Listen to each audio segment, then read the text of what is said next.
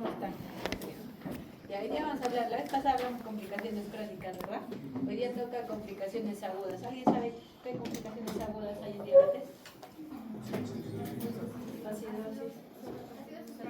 Y otra complicación aguda, estado hiperosmolar, una más. Hipoglucemia, ¿no? Ya, entonces vamos a hablar de eso. Hay que reconocer esas tres porque son, bueno, ustedes lo van a ver, lo pueden ver en un CERU, lo van a ver en el internado, lo van a ver en la emergencia, ¿no? La fisiopatología y qué decisiones clínicas vamos a tomar. Ya, mujer, 23 años, con diabetes tipo 1, náuseas, vómitos, dolor abdominal, glucosa 420. ¿Qué diagnóstico plantearía? ¿Qué diagnóstico plantearía? ¿Por qué?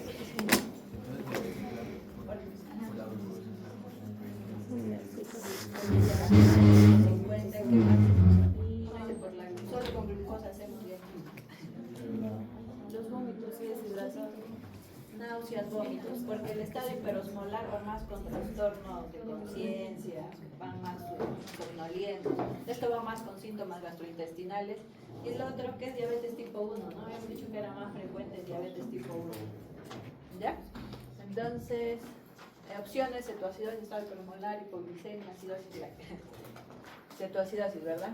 Ya, pH 7.12, acidosis, no bicarbonato 10, cetonas positivas, diagnóstico, cetoacidosis, ayuda. Ya, entonces, acá hay estudios peruanos que han estudiado cuál es la principal complicación de diabetes, ¿no? Por ejemplo, el primer estudio del doctor Manrique habla que en la emergencia llegan más cetoacidosis diabéticas y es más frecuente en diabetes tipo 2, ¿no? Pero doctor, usted me ha dicho que es más frecuente en tipo 1. El problema es la proporción, somos peruanos 95% tenemos diabetes tipo 2, entonces por proporción es más frecuente que haga el diabético tipo 2, pero para el debut de diagnóstico es el diabético tipo 1. Doctor, ¿y qué nos descompensa? 47% infecciones, falta de tratamiento 16%, ¿no? Pero lo más frecuente es infecciones. Eso quiere decir que si a su paciente va a la emergencia, le tienen que pedir un hemograma, le tienen que pedir un examen de orina y una placa de tórax. ¿Por qué? Porque tienen que buscar infecciones, que es lo más frecuente. ¿Ya, chicos? Bueno, otro estudio del doctor Manrique encontró casi similar, la prevalencia de 4.1 en 10.000 pacientes. Y otros estudios también, ¿no? Diabético tipo 2 era más frecuente. Bueno, ese también es un estudio de Cayetano que nos habla de las complicaciones. 63% diabético tipo 2, ¿no? Entonces, eso quita el... Doctor, ¿y por qué un diabético tipo 2 hace? Porque supone que la cetoacidosis diabética tiene que ver con la deficiencia absoluta de insulina. En cambio, el diabético tipo 2 tiene todavía insulina, ¿no? Más bien es resistente. Ya en la fisiopatología, y vamos a ver que hay un genotipo que se asocia a cetoacidosis en diabéticos tipo 2. ¿De, chicos? La más frecuente es que, en los estudios peruanos se ha visto que hagan el estado severo de cetoacidosis. ¿Por qué? Porque se demora mucho en el diagnóstico, no hay llagas en la emergencia, el médico demora en dar el tratamiento, entonces hacen estados severos. ¿Ya, chicos? Igualito, las causas de las crisis: falta de tratamiento, debut, infecciones, ¿no? Siempre por ahí infecciones va a ser una de las primeras causas. Factores desencadenantes en todo el mundo también son las infecciones, pero no hay que olvidar otras causas. ¿Qué más podría causar una cetoacidosis diabética en un paciente, aparte de la infección y la falta de tratamiento? Un infarto cardíaco también podría causar una cetoacidosis. Si un paciente que se está infartando puede ser cetoacidosis. ¿Otra causa? Pancreatitis. ¿Ya, chicos? Pancreatitis, dolor, apendicitis, también podría ser. La fisiopatología comienza acá. Entonces va a haber una deficiencia de insulina, ¿verdad? ¿Y qué va a causar la deficiencia de insulina? Y acá voy a explicarles. ¿De qué va a causar la deficiencia de insulina? ¿A dónde no va a poder entrar la glucosa? A la célula, ¿verdad? Entonces, como no va a poder entrar la glucosa porque no hay insulina, o sea, la insulina se acabó. Entonces no puede entrar. ¿Y dónde se va a comenzar a acumular? En el plasma, ¿no? ¿Y qué va a entender la célula? Triste. ¿Qué va a entender la célula? ¿Qué le va a comunicar al sistema nervioso? Le va a decir: estoy con deficiencia de sustrato, de glucosa. Entonces, ¿qué cosa va a activar? El sistema nervioso central va a activar las contrarreguladoras. ¿Por qué? Porque el sistema nervioso central, ¿qué va a entender? que no hay glucosa. Eso es lo que va a entender. Y por eso va a activar las contrarreguladoras, que ¿cuáles son? Ahí están. Glucagón, catecolaminas, cortisol y hormona de crecimiento. Entonces el sistema nervioso central entiende que no hay insulina, no hay glucosa en la célula y va a activar las contrarreguladoras.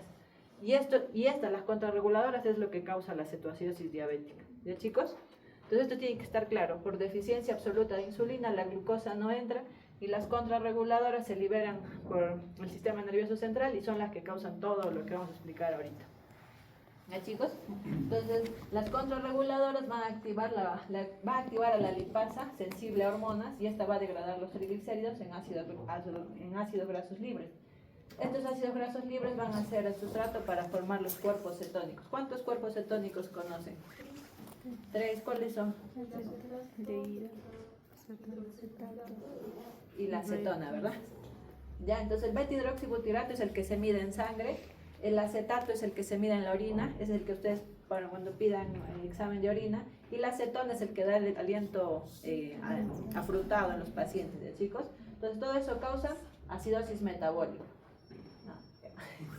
Entonces todo esto, mientras sucede que se liberan las contrarreguladoras, la glucosa sigue liberándose. ¿Por qué? Porque ¿qué es lo que hace el glucagón? Contrarregula aumentando más glucosa. Entonces las contrarreguladoras van a potenciar aún más la eliminación de glucosa. Entonces el cortisol, la hormona de estrés, más glucosa. Las catecolaminas comienzan a degradar los lípidos, más glucosa. Entonces todo va a aumentar la glucosa. ¿De, chicos? Entonces las contrarreguladoras también potencian la hiperglicemia. A eso ya se suma la resistencia a la insulina. Ahora, la hiperglicemia también activa citoquinas proinflamatorias, factor de necrosis tumoral alfa y todo eso. Entonces puede ser que en los pacientes encontremos leucocitosis en su hemograma, que no va a ser infección, solo va a ser propio de la fisiopatología de la cetoacidosis diabética. ¿Ya, chicos? Entonces, una vez que se produce la hiperglicemia, la glucosa, ¿qué es? Un osmolito, ¿verdad? ¿Y qué va a jalar? Agua. Entonces el paciente se va a comenzar a deshidratar. Entonces ahí van a ver toda la clínica ya del paciente. Ya, entonces acá comenzamos con deficiencia de insulina, liberación de contrarreguladoras, la glucosa que no puede entrar a su tejido diana, al tejido adiposo. El tejido adiposo comienza a degradar los triglicéridos en ácidos grasos libres. Estos ácidos grasos libres van a viajar hasta el hígado, van a entrar al hepatocito y va a pasar el ciclo de Krebs, ¿no? En el ciclo de Krebs vamos a ver la liberación del acetoacetato, que es el que vamos a encontrar en la orina, y también del beta-hidroxibutirato, ¿no? Y acá se forman los cuerpos cetónicos, incluido también la acetona, que ya hemos dicho que en los 3 exámenes donde vamos a encontrarlos. Hay test de aliento también para detectar acetonas. Estos cuerpos cetónicos, como son ácidos, van a comenzar a unirse al buffer normal del cuerpo, que es el bicarbonato, y esto para liberarse el paciente, ¿qué va a comenzar a hacer? Para liberar el exceso de acidosis. Comienza a hiperventilar, ¿verdad? Entonces va a comenzar a botar CO2. Entonces es normal ver un paciente con taquipnea, entonces va a comenzar a hacer la respiración de Kussmaul.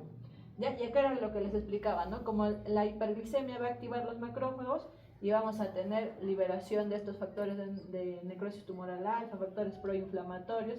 Eso va a dañar más la célula beta y vamos a ver un incremento en las citoquinas proinflamatorias, reducción del óxido nítrico, disfunción endotelial y podemos ver, ¿no?, coma o edema cerebral en los pacientes.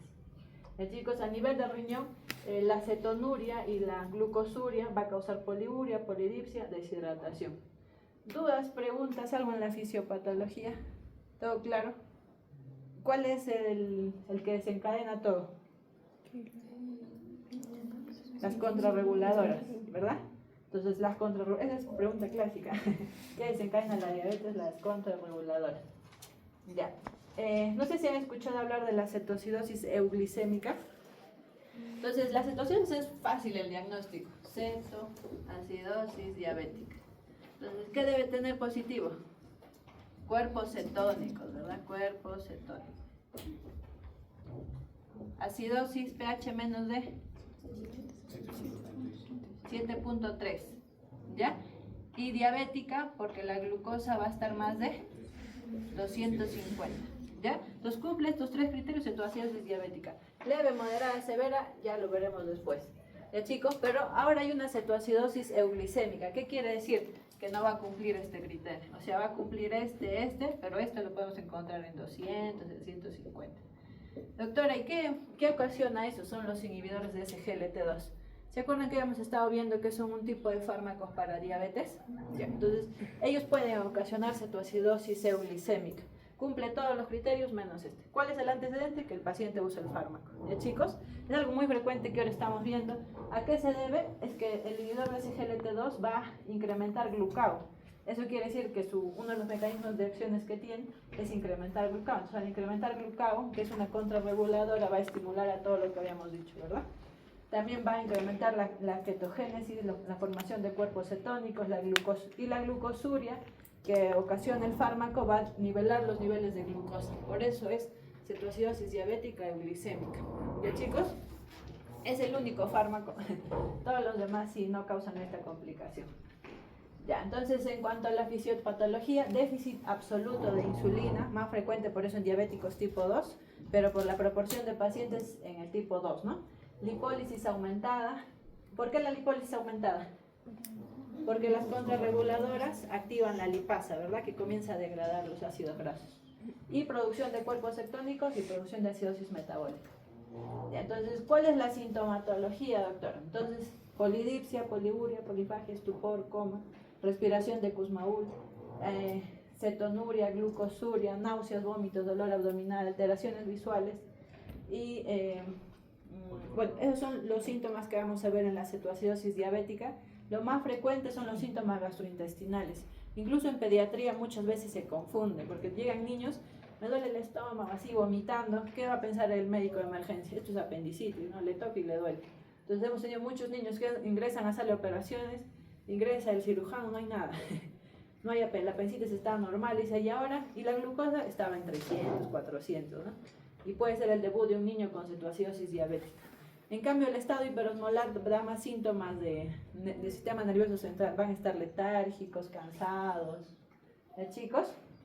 Claro en eso, ¿no? Sintomatología. Ya, y estos son los criterios. Hay leve, moderada, severa. Las últimas días dicen de nada sirve separarlo porque el manejo es igual. No es que el manejo cambie en algo. Pero el pH de la leve es de 7.3 a 2.25. Moderada de 7 a 7.24 y menos de 7. Leve, moderada, severa, el bicarbonato menos de 18. También si es severa menos de 10. Cuerpos cetónicos puede ser en orina o en sangre, pero en emergencia solo tenemos los de orina. Entonces, ¿qué le deben pedir a su paciente? Examen de orina, ¿verdad? Para que le hagan la tirita y ahí les van a poner 2 cruces, ya significa. ¿Qué otra causa nos puede dar cuerpos cetónicos en orina? Pero solo una cruz. ¿Cómo? Ya, por ahí va desnutrición. ¿Cuándo se liberan las contrarreguladoras? Por ejemplo, yo decido hacer un ayuno, ayunos prolongados puede liberar cuerpos cetónicos, porque como mi glucosa va a comenzar a bajar, se liberan contrarreguladoras, glucagón, para comenzar a estimular mi tejido adiposo, mi músculo, y eso puede ocasionar cuerpos cetónicos en orina. Chicos, hay que tener cuidado. A veces podemos ver una cruz, no nos asustemos. Para que sea positivo tienen que ser 2 cruces. Ya, ahora la osmolaridad. Los criterios para estado hiperosmolar glicémico son pH más de 7.3, bicarbonato más de 18, cuerpos cetónicos negativos. Y la osmolaridad es la que nos va a dar el diagnóstico, con más de 320. ¿Saben cómo se saca la osmolaridad? ¿Sí? La osmolaridad efectiva. Y ahí está. Y entonces la osmolaridad efectiva son 2 sodios más glucosa entre 18. Chicos, pero también hay algo que, esto es su curso de hay que corregir el sodio. Doctora, ¿por qué? Porque las hiperglicemias causan pseudo-hiponatremia, entonces hay que sumarle. Por ejemplo, ahorita saquen todo su celular. ¿Qué pasaría si les digo que tenemos una glucosa de 600 y el sodio me está marcando 135? Este es el sodio no corregido. ¿Cuál sería el sodio corregido? Ahí te lo pongo. ¿Cuánto sería? Sodio corregido.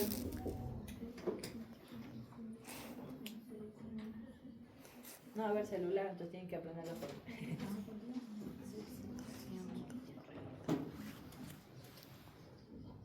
¿Cuánto sería el sodio corregido?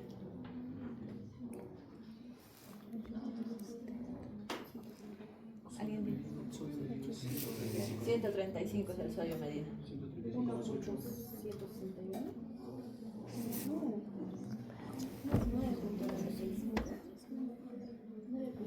143, más o menos. ¿Sí? Sí. Todos votamos 143. Entonces, este es el verdadero sodio. La osmolaridad de acá tienen que hallarlo con el sodio corregido, no con el sodio medido. Porque este sodio se puede alterar. ¿Por qué? Porque la glucosa, como es un osmolito, va a comenzar a jalar agua. Y eso puede hacer que baje el sodio, o sea, lo va a diluir más. Pero cuando ustedes lo corrigen, ya va a salir el sodio corregido, que es 143. Entonces, una vez que hayan el sodio corregido, hacen la osmolaridad. Por ejemplo, de este caso, ¿cuál sería la osmolaridad?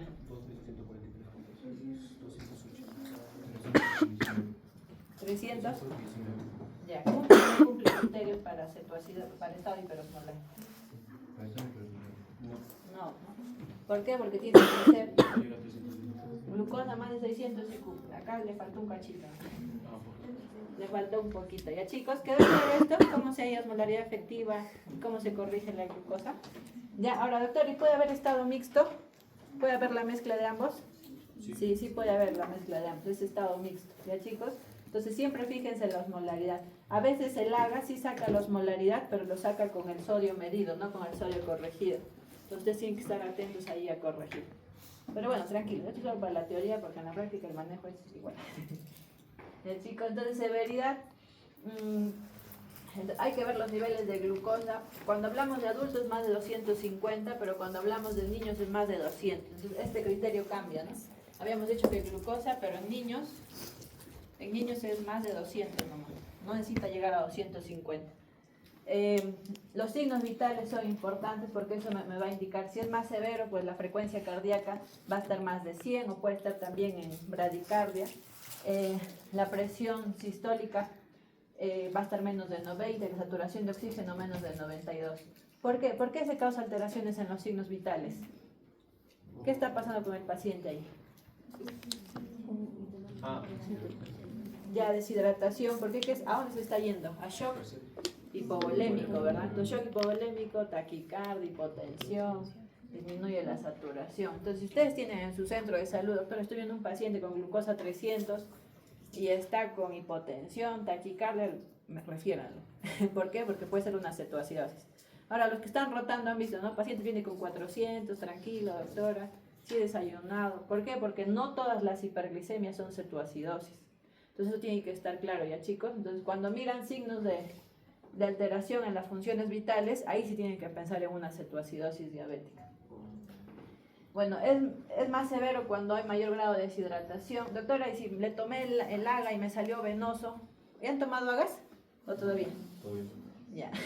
Entonces, el AGA puede ser arterial o venoso. Lo que le importa al emergenciólogo normalmente es el AGA arterial, ¿no? Porque es AGA. Pero, doctora, para cetoacidosis diabética no importa. Si le sale de la vena, no importa.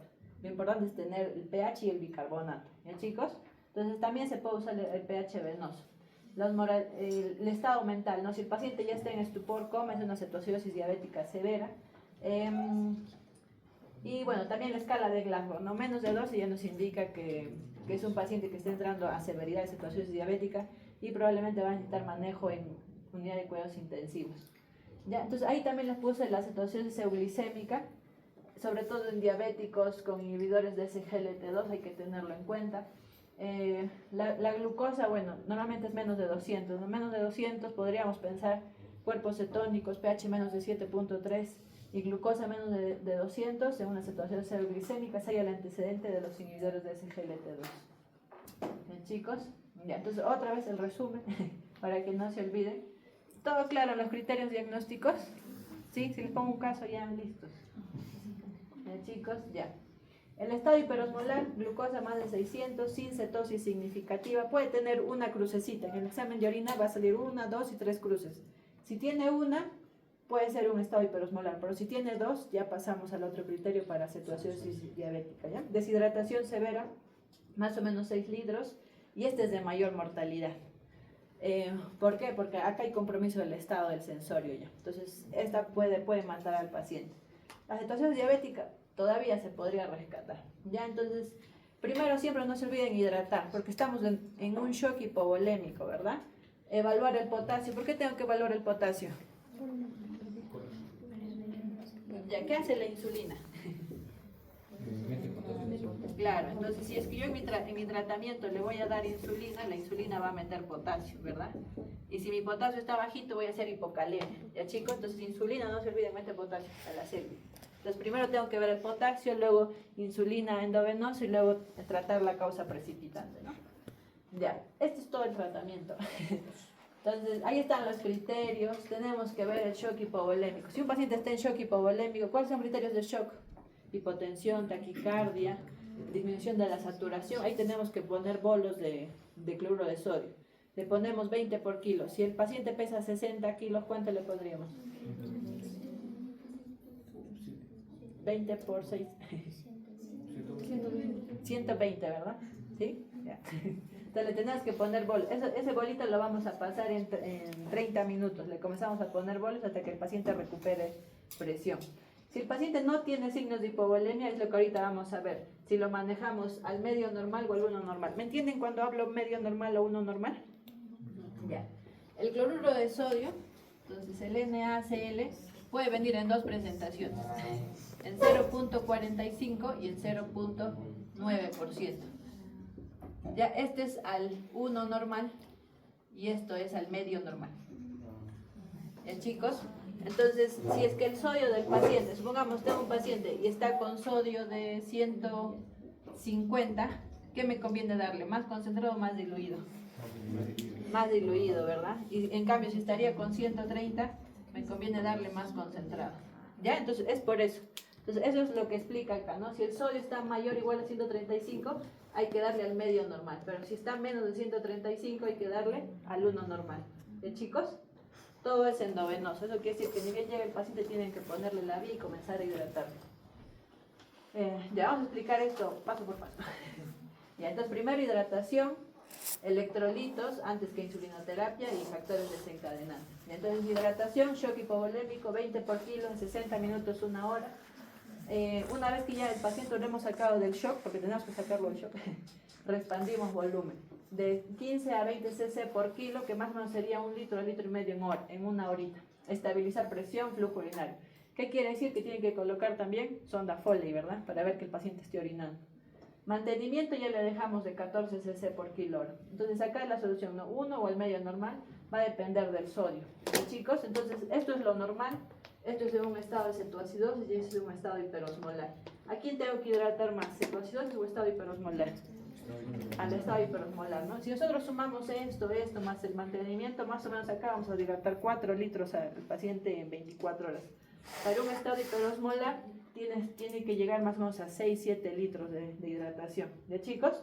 Todo para expandir tanto el intracelular como el intersticial. ¿Todo claro en hidratación? ¿Sí? Luego van a hacer ustedes un ejemplo.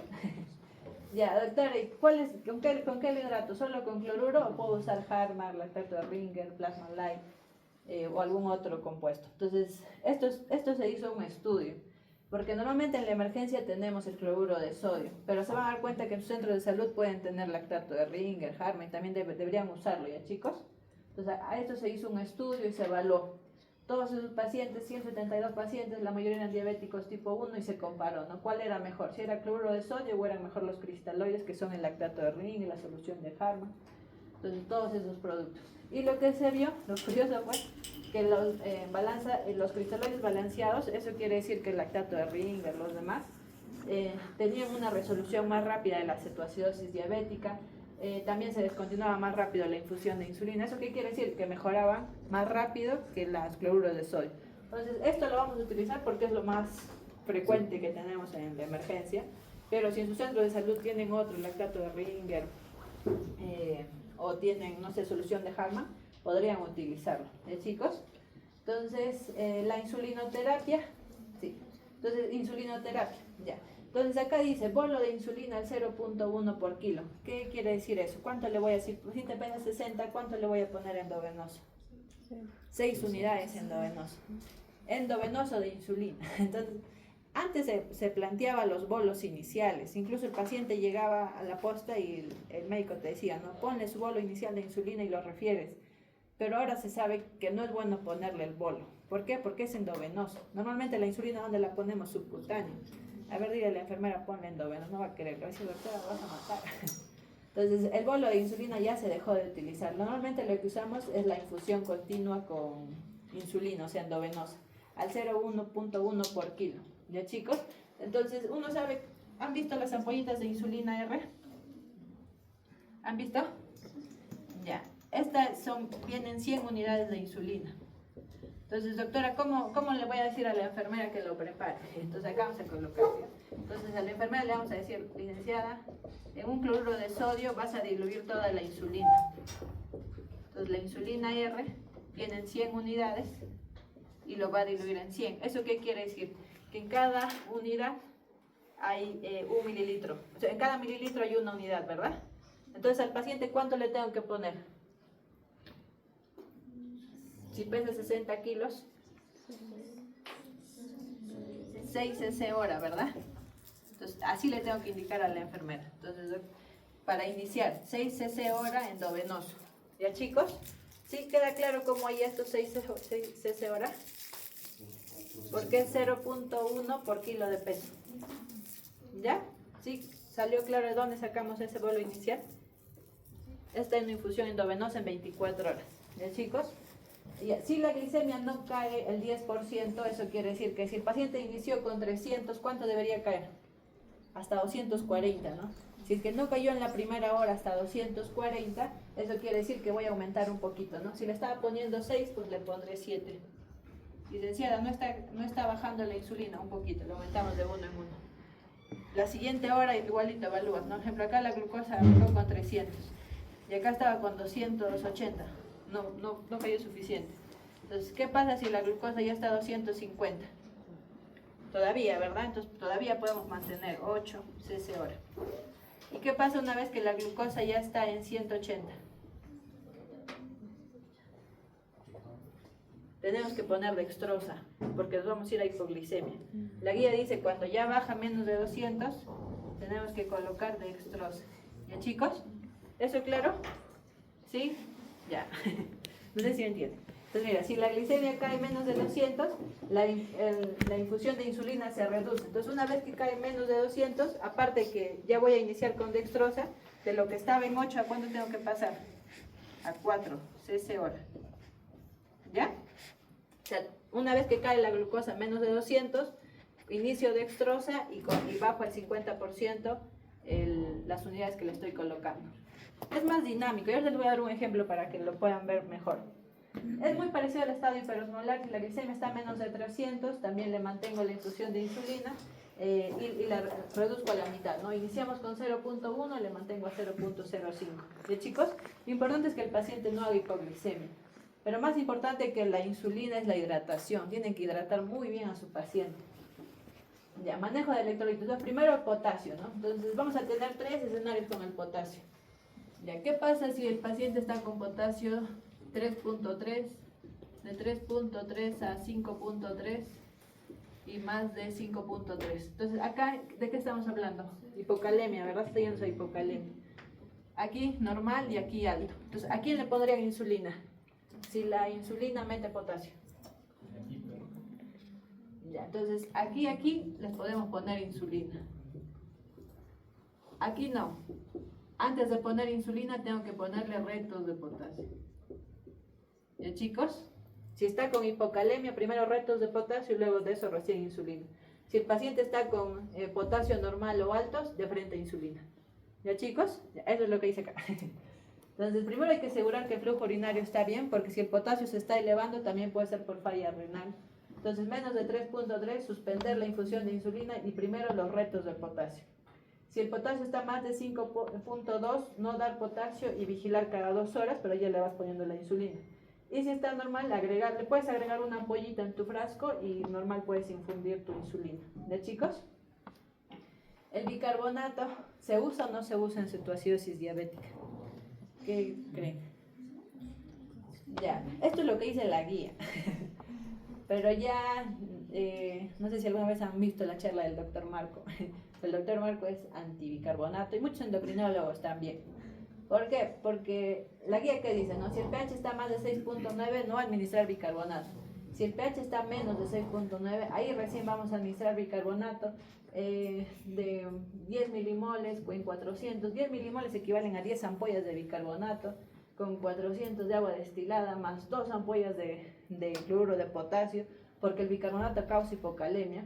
Pasar en 2 horas y repetir. Entonces, esto es lo que dice la guía, pero la verdad es que el bicarbonato infundido de forma rápida y una alta cantidad puede causar edema cerebral, entonces es peligroso para los pacientes.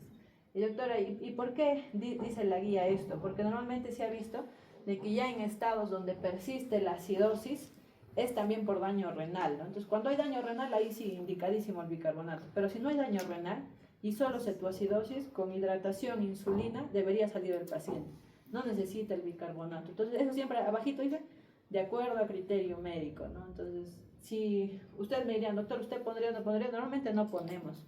Doctores, si el paciente no se recupera su pH, es que estamos haciendo mala hidratación. Y es lo que hemos visto, ¿no? Vamos a emergencia, ya le pusieron bicarbonato y el paciente sin sonda, su vía está toda atascada, no fluye, el paciente no orina, entonces mal hidratado y le quieren poner bicarbonato. Ya, chicos, hay que tener cuidado con poner bicarbonato. En niños es muy peligroso, causa edema cerebral, el paciente puede llegar a morir porque el niño, su cerebro es más lábil a inflamarse que un adulto. Normalmente en adultos aguantan bien, pero en niños no. Doctora, y el fósforo también, idealmente se debería reponer fósforo en los pacientes, pero no medimos de forma rutinaria, pero si en caso ustedes tendrían una hipofosfatemia, hay que ponerle un fosfocalium, una ampollita para reponer el fósforo. ¿Por qué? Porque lo que se ha visto en los estudios es que el paciente tiene hipofosfatemia, cetoacidosis diabética, va a tener más complicaciones cardiovasculares. ¿De chicos? Ya, entonces este es el resumen. Ya, primero fluidos, ¿no? Determinar. Si el paciente está en severa hipovolemia, hay que administrar 1 litro en 1 horita, ¿no? O la otra guía, por ejemplo, dice los bolos que les mencionaba, que es 20 por kilo, ¿no? Si pesa 60 kilos, 1 litro 200 más o menos tenemos que poner.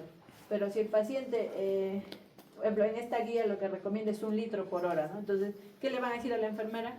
Enfermera, póngale ya su cloruro. Entonces, mientras los van hidratando, van viendo. ¿Qué es lo siguiente que tienen que ver en su agar? Es el sodio, ¿verdad? Si el sodio está alto o está normal, tienen que poner al medio normal. Pero si el sodio está alto, al 1 normal, no se olviden. Y de ahí valorar, ¿no? Si la glucosa comienza a caer menos de 200, comenzamos la dextrosa al 5%. Siempre la dextrosa va con sus agregados, con potasio y sodio. ¿Eso ya han hecho en nefro o todavía? Más o menos, ya entró. Entonces, una vez que hidratan bien, ya el paciente acá está orinando. ¿Cuánto debería orinar? ¿Cuánto debería ser el flujo urinario? Más de 50 cc hora. Si ustedes miran que el paciente ya está orinando, nos tranquila, buena hidratación, pasamos al segundo nivel. El segundo nivel es ver potasio, ¿no? Entonces, igual si el paciente está en hipocalemia, primero retos de potasio, le ponemos 2 ampollitas. Si está con normocalemia, algunos dicen pueden darle insulina, otros dicen aunque sea ponle una ampollita. Y si está con hipercalemia, pues no damos nada y solo observamos y pasamos al siguiente nivel, que es la insulina, ¿no? Entonces acá, ¿no? Insulina de frente, la insulina regular. Acá, como se dan cuenta, también dicen primero el bolo, pero el bolo ya se dejó de usar. De frente pasamos a la infusión continua de insulina. Y si la glucosa comienza a caer 50, 70, estamos bien, pero si no comienza a caer, tenemos que seguir aumentando la insulina. ¿Ya, chicos? Y bueno, acá igualito, ¿no? Si el pH y si bicarbonato, pero esto no, observación ahí. No usamos bicarbonato por riesgo de edema cerebral. Al menos los endocrinólogos tenemos miedo al edema cerebral. ¿De chicos? Claro, clarísimo eso. Pregunta del examen va a venir. Ya. El estado hiperosmolar, el manejo es muy parecido. Entonces, primero, determinar, ¿no? Si el paciente está en hipovolemia, lo mismo que el otro, ver si está el sodio, cómo está, vemos. Pero este siempre es el sodio corregido, no es el sodio medido, porque se podrían equivocar, el sodio corregido es el mismo. El chico, entonces, igualito. Si el paciente la glucosa cae menos de 300, que este sería el cambio, ¿no? En cetoacidosis es menos de 200. Y acá cae menos de 300, ya tenemos que ponerle dextrosa con sus agregados. Y vamos pidiendo todos los exámenes, vamos pidiendo EKG, examen de orina, radiografía de tórax para ver qué descompensó al paciente. Igualito, no ponemos la infusión endovenosa de insulina y valoramos el reponer o no potasio. ¿Ya, chicos? ¿Todo claro en el tratamiento de cetoacidosis? Ya, buscando factores desencadenantes, como les dije, lo más frecuente son infecciones del tracto urinario, pero también pueden ser neumonías, gastroenteritis, porque náuseas, vómitos, ¿quién no va a pensar que puede ser una diarrea por ahí, ¿no? Entonces hay que ver también desórdenes psiquiátricos, o sobre todo niños con diabetes tipo 1, sobre todo su debut, ¿no? Pancreatitis, pero más alejado, ¿no? Son factores que podrían presentarse. Y bueno, mira, acá también endocrinopatías que causan diabetes, acromegalia, pero se causa diabetes secundaria, pero puede causar diabetes. El hipertiroidismo, ¿no? Los pacientes que tienen hiperfunción de la glándula tiroidea también pueden hacer cetoacidosis diabética y síndrome de Cush. Ya cuando veamos las patologías les voy a explicar por qué hacen hiperglicemia, pero también pueden ser factores desencadenantes. Y el uso de drogas, como habíamos dicho, hemos tenido niños que les ponen pulsos de corticoides por leucemia y han hecho diabetes por corticoterapia, entonces hay que tener cuidado, ¿no? Si es que a un niño, por ejemplo, le ponen sus corticoides por leucemia, hay que estar vigilando la glucosa. Y normalmente piensan que se descompensa por la leucemia, pero puede ser un diagnóstico de cetoacidosis diabética. ¿Ya, chicos? ¿Todo claro en los desencadenantes? Ya. Entonces, bueno, esto es lo último que se agregó en la guía 2026 sobre anticoagular o no anticoagular al paciente, ¿no? Entonces, lo que se evaluó es que había que evaluar en estado hiperosmolar, porque ustedes saben cuál es la tríada de la muerte, o la tríada de la hipercoagulabilidad, o el triángulo de Virchow. Estasis vascular, endotelial. Ya, entonces el estado hiperosmolar tiene esa triada. Entonces es bueno evaluar si vamos o no vamos a anticoagular, ¿no? Lo que te dice si es bajo riesgo, hay que considerar, o sea, heparina de bajo peso molecular. Doctora, ¿qué es bajo riesgo? ¿No? Un paciente joven, deportista y debutó, le dio estado hiperosmolar, ¿no? Y un alto riesgo pues sería un paciente hipertenso, no sé, que ha tenido valvulopatía, un paciente con más comorbilidades, ahí sí hay que considerar, ¿no? Incluso hasta 3 meses antes del alta. Porque esta complicación le podría... ¿Qué complicación puede dar un estado de hipercoagulabilidad? Un TEP, ¿verdad? Tromboembolismo pulmonar. El paciente se va a comenzar a descompensar. Entonces, normalmente en la emergencia, ¿qué hacemos con el estado hiperosmolar? Heparina, debajo, pues, enoxaparina ya. Los anticoagulamos al estado hiperosmolar. Ya es algo que muchos se olvidan en emergencia. Nosotros vamos y recién tenemos que estar anticoagulando después que ya hizo el TEP. Chicos? Y bueno, estas son evaluaciones de laboratorio.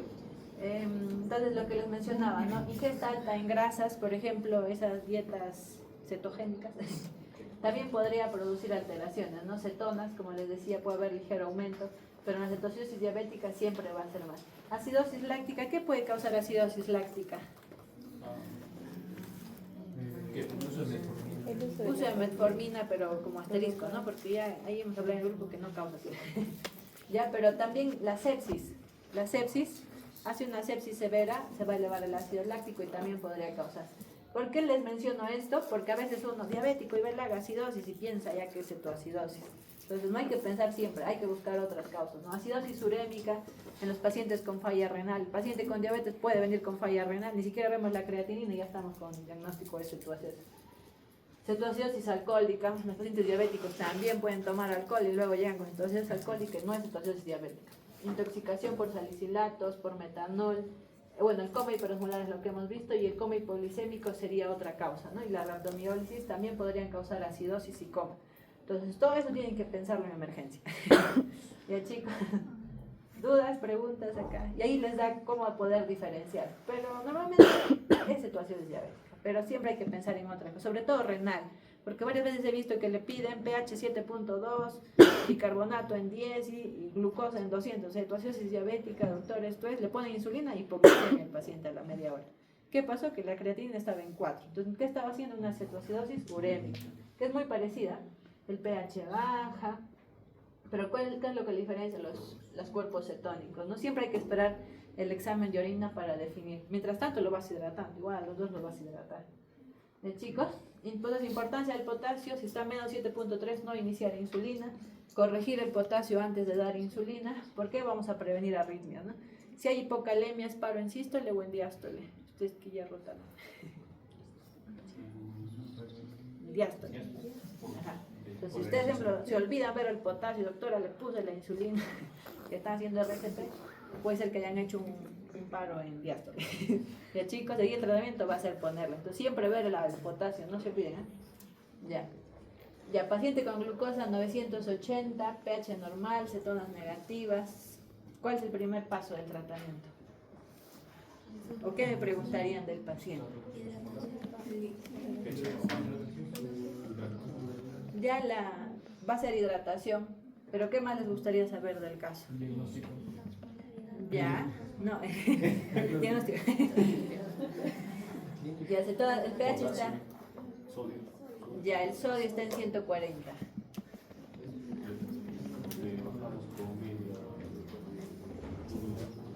¿Y cómo se prepara el medio normal? ¿Saben cómo se prepara? Sí, como ya.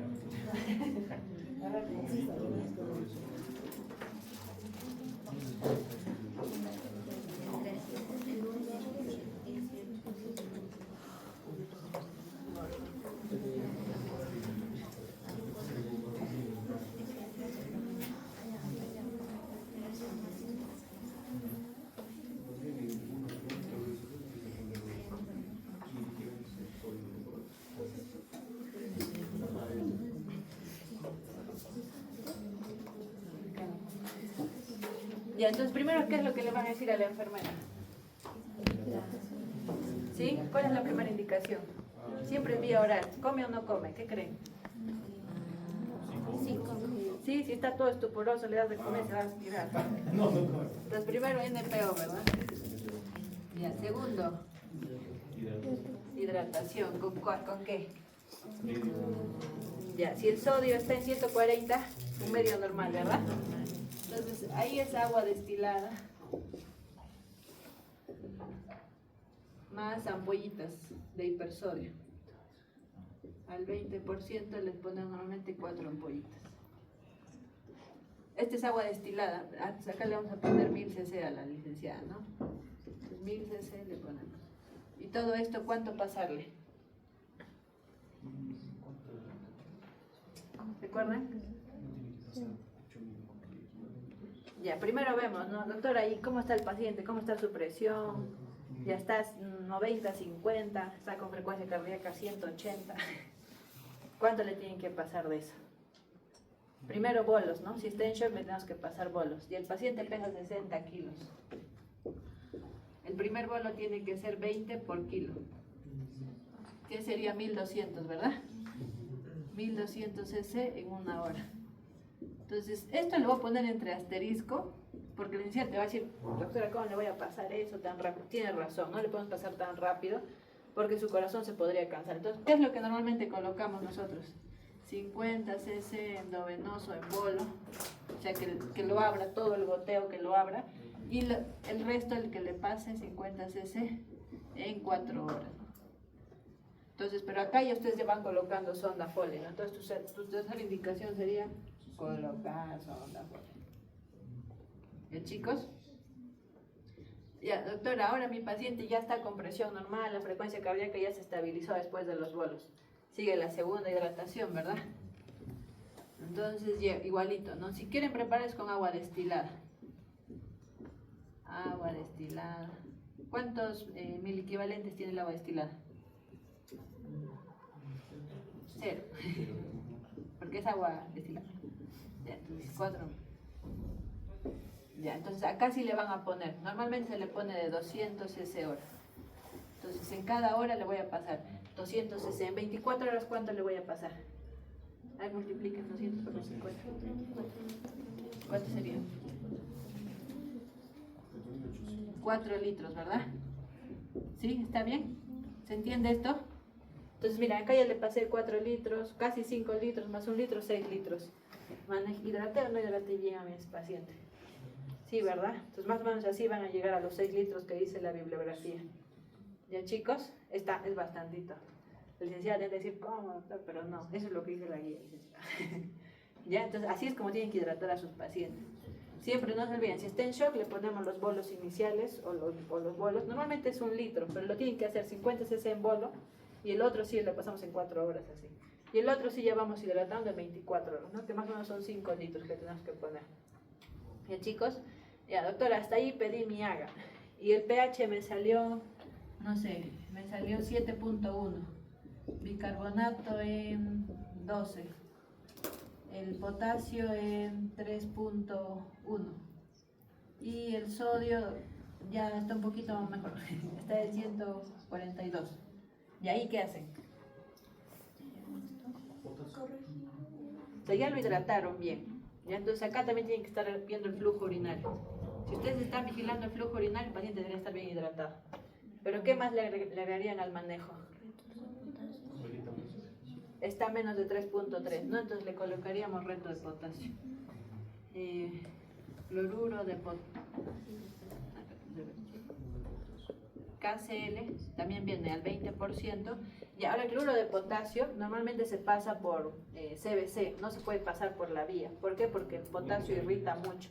Entonces máximo por la vía le puedo poner una ampolla. Entonces por CBC sí le puedo poner lo que quiera. Ya supongamos nuestro paciente ya tiene CBC. Y entonces acá le podemos poner 3 ampollitas, ¿no? Entonces le ponemos 3 ampollitas y le indicamos a la licenciada. 3 ampollitas endovenoso estat. Pasar en 30 minutos le ponemos. ¿Ya chicos? Entonces ahí le ponen sus 3 ampollas. Pueden ser 3 o 2. Si son más arriesgados, 3. Pero idealmente con 3.1 yo le pondría 3 ampollitas. E incluso, por ejemplo, doctora, la licenciada puede juntar esto. Ella en el mismo frasco puede juntar el agua destilada, el cloruro y el potasio. Con las 3 ampollas lo puede pasar. Porque imagínense el paciente un CBC, una vía, el otro, no van mucho. Entonces, pero el CBC tiene a veces 3 canalitos, entonces puede poner varios. Pero si es que no pueden juntar todo esto en una indicación. Chicos, entonces una vez que corrigieron el potasio, ¿qué es la siguiente indicación? Insulina. Insulina, ya. Entonces, ¿cómo les dije que prepara la insulina? NaCl al 0.9%, 100 cc con insulina R, ¿verdad? Esta no es insulina, otra es insulina R, 100 unidades. Y acá, ya mi paciente pesa 60 kilos. ¿Cuánto le voy a poner? ¿Cuánto es el polo, la bomba de infusión? ¿Cuánto debería pasar? 0.1 por kilo, ¿verdad? Entonces, ¿cuánto le voy a poner? 5. Si pesa 6. Si pesa 50 le pondré 5. Si pesa 40, 4. Es fácil, ¿eh? No me están sacando la calculadora. Y entonces le ponemos 6 hora endovenoso, ¿no? Ya, entonces, hasta ahí, ¿claro o no claro? Ya, ¿y qué pasa si la licenciada le dice, doctor, la glucosa que estaba en... ¿Cuánto estaba? 980. Ya está, doctor, está en 300. Le aumentamos dextrosa, ¿verdad? Si sería estado hiperosmolar puro, le aumentaríamos dextrosa. Si sería cetoacidosis diabética, tenemos que esperar que baje menos de 200. Ya, pero supongamos, ya está en 200. ¿Qué tenemos que corregir? Esta agua destilada. Esto ya pasó. Esto ya, bueno, la calculamos cuando fue. Esto es lo que tienes que corregir. Esto ya suspendes. Se pone suspender y pones nueva indicación, ¿no? Con la hora. Porque esto es dinámico, no es de que una indicación nomás. Entonces ya pones 7, ¿no? Dextrosa. ¿Dextrosa de cuánto viene? 5%, ¿verdad? 1000 cc. Pero la dextrosa es como agua destilada. Nunca pueden pasar solo agua destilada. Siempre tienen que agregarle electrolitos. Entonces le ponen NaCl al 20%, 2 ampollas.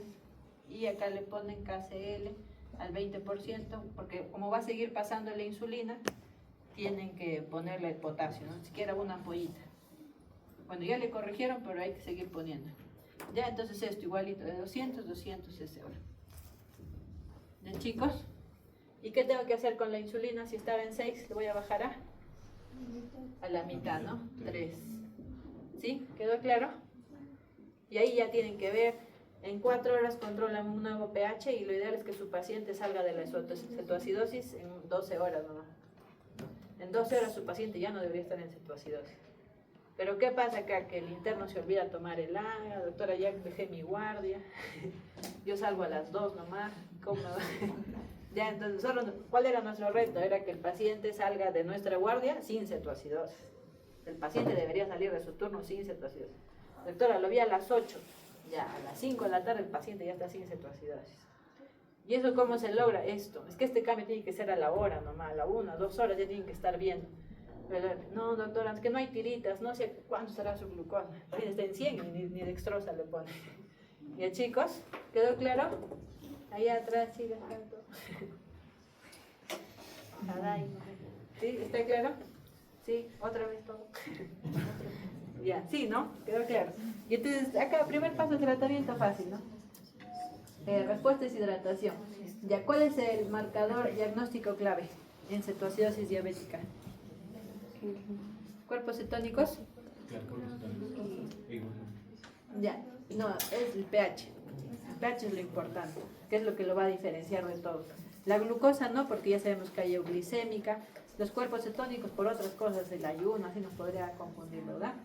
Entonces, ya, ingresamos a la tercera complicación, que es la hipoglicemia. Glucosa menos de 70. Esto solo es para diabéticos. Si a mí, por ejemplo, me toman en la mañana, sale 58, ¿tengo o no tengo hipoglicemia? ¿Sí?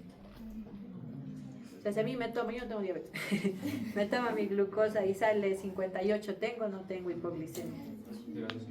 ¿Cómo? Sí desayuné. ¿Sí tienes? No, no tengo. Para los no diabéticos tiene que ser menos de 54, ¿ya? Justo hoy día vimos una pacientita que tenía glucosa 58 y ya le querían poner ahí. No. Para no diabéticos el punto de corte cambia. Esto es hipoglicemia en diabéticos. Glucosa menos de 70. Síntomas autonómicos que ahorita vamos a ver. El tratamiento es glucosa endovenosa, ¿verdad? O vía oral. Y si está consciente, si está inconsciente, glucado. Ya. Entonces, muchos han escuchado, ¿no? Doctora, el objetivo es menos de 7. Es diferente el diagnóstico a las metas. ¿Cuáles son las metas en un paciente diabético? Ahí. Mari. ¿Cuál es la meta de la hemoglobina glicosilada en un paciente diabético? Ese es diagnóstico. La meta es menos de 7. Pero la última guía, ¿qué es lo que dice? Depende. ¿De qué depende? De la edad, ¿no? Por ejemplo, si el paciente 80 años, no le vas a pedir 6.5, no. En 8 estoy bien, ¿no? Si tiene más comorbilidades, pues ya no soy tan exigente. Incluso dicen, ¿no? Si el paciente ya tiene su esperanza de vida es limitada, ya ni le pidas glicosilada. Sí, no. Ya, entonces, eso es lo que dice la guía. Normalmente pedimos menos de 7, ¿no? Si el paciente es muy joven, doctora, tiene 20 años, 6.5, soy más estricta, pero si es mayor. ¿Por qué? Para evitar hipoglicemia en el adulto mayor, porque si ustedes son muy estrictos con ellos, van a hacer hipoglicemia. ¿Ya, chicos? Entonces, y por eso la ADA 2026 lo divide en 3 niveles, ¿no? Nivel 1 es cuando la glucosa menos de 70, pero más de 54. Nivel 2 es glucosa menos de 54. Y nivel 3 es cualquier nivel de glucosa, pero con alteración mental. Entonces, ¿qué pasa? El paciente está desmayado y le toman y estaba en, no sé, pues en 69. No, doctora, no es hipoglicemia. O está, no sé, en 80, ¿no? Está desmayado, doctor. ¿Por qué? Porque el paciente se ha acostumbrado a vivir con glucosas en 200, 300, 80 para él es hipoglicemia. Si hay alteración del estado de sensorio, más un hallazgo de una glucosa baja a lo que el paciente normalmente tiene, se considera hipoglicemia. ¿Ya? ¿Han escuchado de la triada de Whipple? ¿Cuál es la triada de Whipple? Síntomas de hipoglicemia. Claro, que calma, que revierte los síntomas cuando administro dextrosa y la hipoglicemia detectada. Entonces, esa es la triada de Whipple. Chicos, es muy frecuente, hay que buscarlo. Pero nivel 3, normalmente los pacientes llegan en nivel 3, ¿no? Cualquier glucosa, pero ya con alteración de estado de sensorio. Ya, entonces, ¿todo con qué comienza? Cuando disminuye la glucosa. Entonces, ¿qué pasa? Cuando disminuye la glucosa, lo primero que va a pasar el páncreas va a dejar de secretar insulina. Ese es el primer cambio. Deja de secretar insulina para que se libere la contrarreguladora, que era el glucagón. Entonces comienza a secretarse glucagón. Ahora, en diabéticos tipo 1, ¿qué es lo que pasa? El páncreas está destruido, tanto célula beta como célula alfa. Entonces también no va a tener ese apoyo el diabético tipo 1 de la contrarreguladora glucagón. Entonces, ¿el glucagón para qué va? Al hígado. ¿Para qué? Para comenzar a degradar el glucógeno almacenado y comenzar a liberar la glucosa y contrarrestar la hipoglicemia. ¿De chicos? Igualito, ¿no? También tenemos, se va a estimular las glándulas adrenales, vamos a liberar epinefrina para comenzar al músculo, al tejido adiposo y al riñón, comenzar a degradar el glucógeno y comenzar a aumentar la glucosa. Lo mismo pasa a nivel sistema nervioso central, se van a activar el sistema nervioso autonómico, ¿verdad? Y ahí se van a producir síntomas neuroglicopénicos y síntomas adrenérgicos. Que normalmente han escuchado qué es lo que siente un paciente con hipoglicemia. Palpitaciones. ¿O qué más? ¿Qué otros síntomas? ¿Qué? Diaforesis, comienza a sudar mucho, palpitaciones, tiene ganas por comer azúcar. Otros, ahí también, temblores también puede presentar. Entonces, otros pacientes, por ejemplo, si presentan hipoglicemia en la madrugada, ¿qué manifestación le podrían preguntar? Pesadillas, ¿ya? Te dicen, no, yo todos los días a las 3 de la mañana tengo pesadillas, puede ser un signo de hipoglicemia. Chicos, entonces estos son los síntomas neurogénicos y neuroglicopénicos, tienen que ver con toda la cascada que se libera: boca seca, palidez, palpitaciones, hambre, diaforesis, parestesias. Y neuroglicopénicos tienen que ver más con sistema nervioso central. Primero es esto, luego es eso, ya irritabilidad, confusión, cefalea, estupor, coma. No debemos hacer que el paciente llegue acá nomás deberíamos detectarlo. ¿Ya, chicos? Entonces, ¿cuál es el manejo? Aquí viene la regla de los 15, doctora, ¿cuál es el manejo? Si la glucosa está menos de 70, preguntarle al paciente, o sea, ver, ¿no?, si está consciente o inconsciente.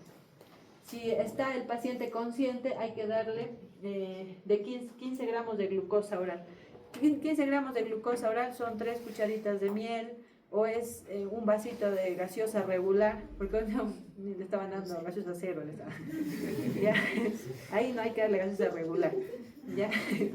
Hay que dar, también le pueden dar 3 caramelitos de limón, pero lo que dice la guía de preferencia es que sea líquido, que no sea sólido, ¿no? A veces le ponen chocolate así hasta que se derrita también, entonces líquido. ¿Ya, chicos? Y la glucosa la miden en 15 minutos. Si la glucosa ya está menor a 70, hay que repetir otra vez porque el paciente está consciente, ¿no? Aquí te está hablando. Normalmente eso lo van a ver en hospitalizados. Comienza a tener palpitaciones así, doctora. ¿Y qué es lo que hace la enfermera? De frente endovenoso. Si tienen vía oral, primero es vía oral, ¿ya? También el pulpín, la medida del pulpín representa 15 gramos de glucosa oral. Chicos, si el paciente está inconsciente, ya, entonces si es que ya el paciente se recuperó, ¿qué le tenemos que dar? Comida. Entonces le damos al paciente comida. Señor, comience a comer, le trae su segundito, su sopa, su chairo, su puchero, y que vaya a comer. Ya, si el paciente está inconsciente, ahí sí hay que poner dextrosa al 25 gramos de dextrosa, puede ser dextrosa al 50%, 50 mililitros. Doctora, ¿y cómo hago eso? La dextrosa viene al 33%. Tenemos que poner 4 ampollas de dextrosa al 33%, endovenoso está. Eso no se diluye, que lo voy a pasar en 30 minutos, no, es en stat. O sea, la enfermera le dice, enfermera, su dextrosa al 33%, le va a poner 4 ampollitas y le pone. Doctora, ¿le puedo poner 2, 5? No, es 4. 4. Con 4 van a llegar más o menos a 30 gramos de dextrosa endovenosa. ¿Ya, chicos? Miden otra vez la glucosa. Si la glucosa está ya controlada, si no está todavía controlada, hay que repetir el bolo hasta que el paciente despierte. Y si es que ya está controlada, le dejamos con infusión. Causas de hipoglicemia. ¿Qué le puede llevar hipoglicemia a nuestro paciente diabético? Que use insulina.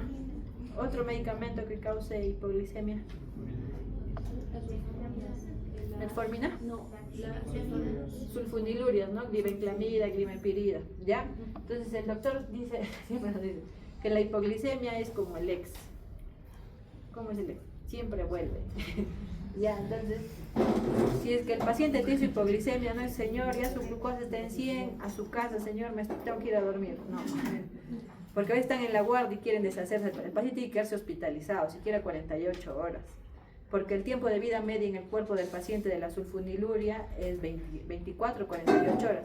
Entonces, si ustedes lo dan de alta, el paciente va a volver otra vez en camilla, el familiar se va a molestar con ustedes, vamos a aparecer en CTC otra vez.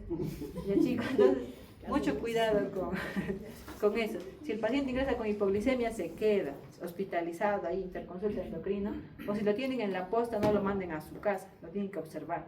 Doctora, mi posta solo funciona 12 horas, ya, bueno, referencia, pero nunca lo pueden mandar a su casa, porque va a volver a ser hipoglicemia. La insulina igualito. Ahora, lo que tengo muchos son pacientes que a veces se confunden, porque la glibenclamida es muy parecido al enalapril. o a los sartán es pequeñito, entonces se confunden, piensan que están tomando su pastilla de la presión y se toman su glibenclamida. Entonces están confundidos, ustedes tienen que revisar qué medicación está tomando, señor.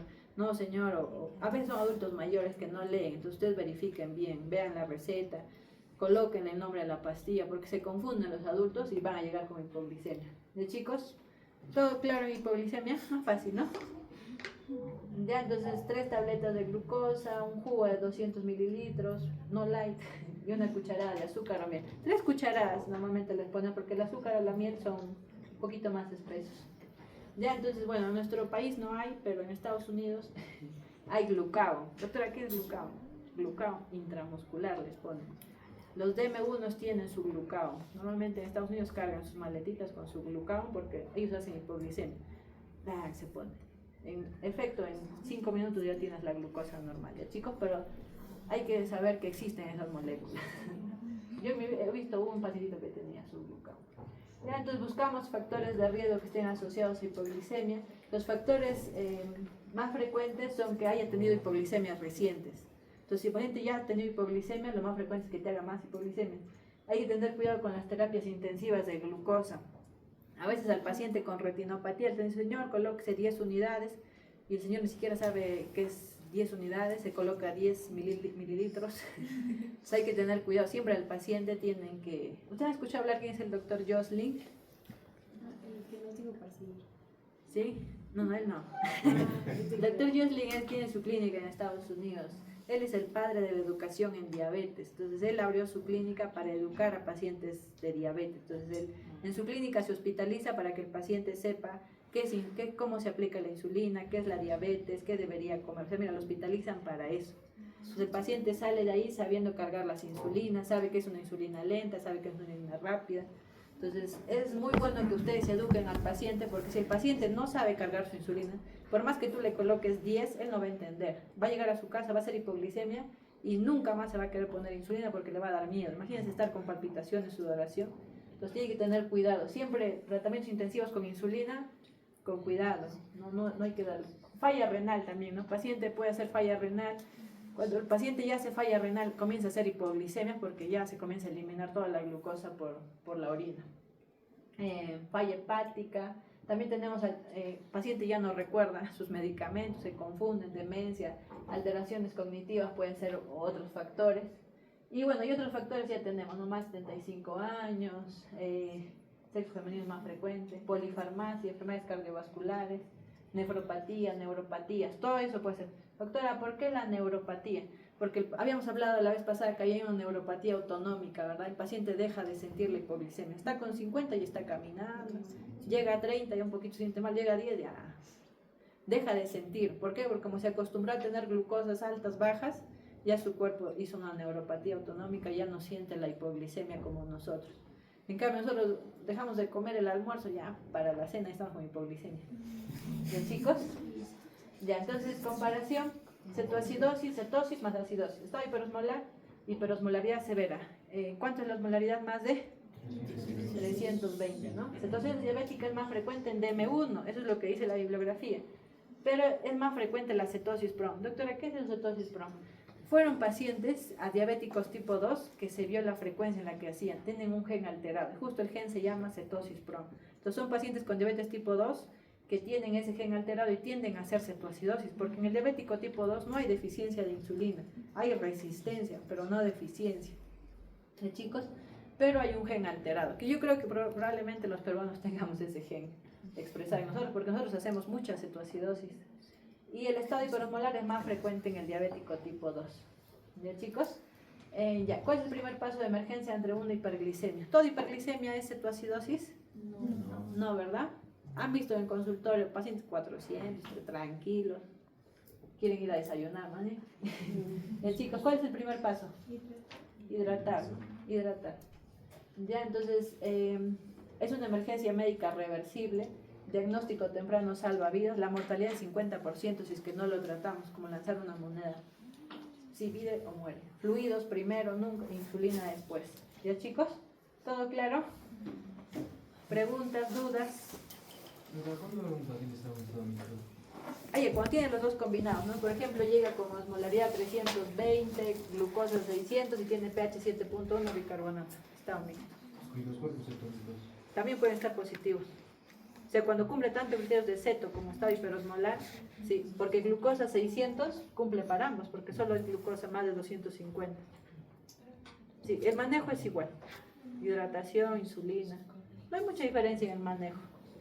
Pero el estado mixto es más riesgo de mortalidad. O sea, si acá se les iba a morir 50%, el otro 75%. Ya son pacientes con mal hidratados y con ya insuficiencia de insulina severa. Ya chicos, otra pregunta. ¿Todo claro ahí? Ya, entonces primero es NPO. No se olviden, el paciente no come. Ya. Segundo, tenemos que hidratar al paciente. Si el paciente está en shock, le ponemos los bolos.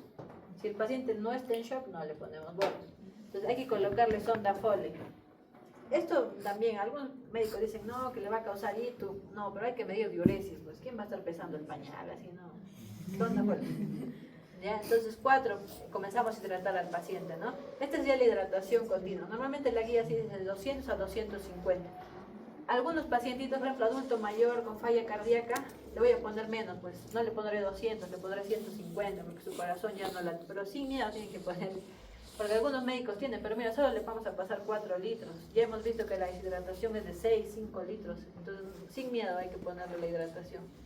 Chicos, el siguiente paso es ver el potasio, ¿no? Si el potasio está normal, esto ya lo veamos, pero si está bajito o hay riesgo de que cuando le pongamos insulina o hipocalemia, ahí sí le ponemos de 3 a 2 ampollitas. 3 ampollas por catéter venoso central. Si es que no, si es como una ampollita le vas a poner, por endovenoso se puede poner, no hay problema. El 6 es la insulina. O sea, mira, ¿dónde está la insulina? A veces obvian todo esto, insulina le ponen, ¿no? Primero es hidratación, luego insulina, y cuando la glucosa ya está a menos de 200, cambio a dextrosa y la insulina baja al 50%. ¿Ya chicos? Fácil, ¿eh? El examen, un caso ahí, hacer su RP. Humo. Todo claro. Ya, ¿y cuándo? No digan. ¿Y cuándo dejo de poner esto? O sea, cuando ya sé que el paciente salió de la cetoacidosis. No lo he puesto, a ver qué recuerdo.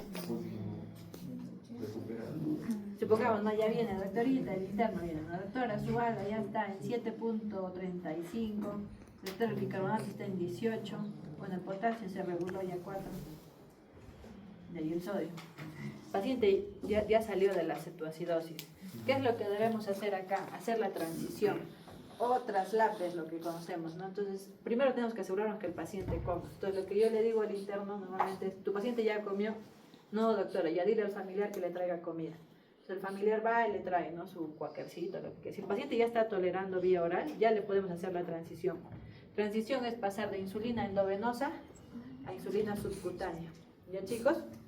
Doctora, ¿y eso cómo vamos a calcular? Normalmente es la dosis de insulina. Supongamos que 3 cc hora. ¿Y en 24 horas cuánto serían? ¿Cuántas unidades? 3 por 24, ¿cuánto es? 72, ¿no? Entonces, 72 unidades de insulina necesita el paciente. Entonces, ¿eso cómo le voy a hacer la transición? Es 50% en basal y 50% en bolo. ¿Saben qué es insulina basal? Ya, vamos a explicar rápido. ¿Todos estamos secretando insulina acá? Sí, tenemos una insulina basal, porque nuestro cuerpo está en anabolismo, catabolismo, estamos haciendo una homeostasis, ¿verdad? Entonces todos estamos secretando insulina basal ahorita. Doctora, tomé desayuno, una insulina. Doctora, almorcé, otra insulina. Doctora, cené, otra insulina. Entonces esta es la insulina basal y la insulina bolo es la que cuando comemos, ¿no? Uno en el desayuno, otro en el almuerzo, otro en la cena. Lo mismo tengo que hacer con el paciente diabético. Es que este paciente es un paciente que ya no tiene insulina, entonces tengo que imitar lo que hacemos fisiológicamente. Le tengo que poner 50% en basal. ¿Cuánto le pondría? 36, ¿verdad? Entonces le ponemos, ¿no? Insulina, NPH. Ya, la NPH se divide en 2 tercios, 1 tercio. Si son 36 unidades en total, ¿cuánto sería? Sería 24 y 12, ¿verdad? 24 unidades 8 de la mañana y 12 unidades 10 de la noche. Y, doctor, ¿le tengo que dar bolos? Sí, le tienes que dar bolos. Insulina R. Insulina R. Si mi paciente ya está comiendo desayuno, almuerzo y cena, ¿no? Serían 36 entre 3. Entonces 12, 12, 12, 12, 12 y 12. Bien, chicos, así le tienen que dejar. Si es que ya quieren quitarle la endovenosa, le tienen que dejar con insulina subcutánea. ¿Sí? ¿Quedó claro eso? Pero cuando el paciente come y el AGA ya está normal, el AGA tiene que estar normal. No vaya a ser que, no, doctor, el paciente come, pero el pH está en 7.2, no. Tiene que estar el pH normal y ya el paciente tiene que tomar vía oral. ¿Ya? Y le ponen 50-50, basal y bolo para imitar lo diario. Doctor, y la metformina no, ya con se va de alta le damos. Ahorita no, ahorita está en estado crítico, con paciente de emergencia. ¿Ya? ¿Todo claro? El traslape, transición. Ya. Ya, chicos, ¿qué hora es? Nos vamos. Sí, sí.